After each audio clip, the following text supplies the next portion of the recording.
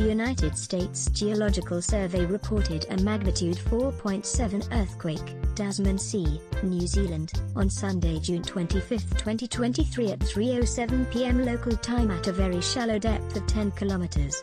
The exact magnitude, epicenter, and depth of the quake might be revised within the next few hours or minutes as seismologists review data and refine their calculations, or as other agencies issue their report. A second report was later issued by the Incorporated Research Institutions for Seismology, IRIS, which listed it as a magnitude 4.8 earthquake as well.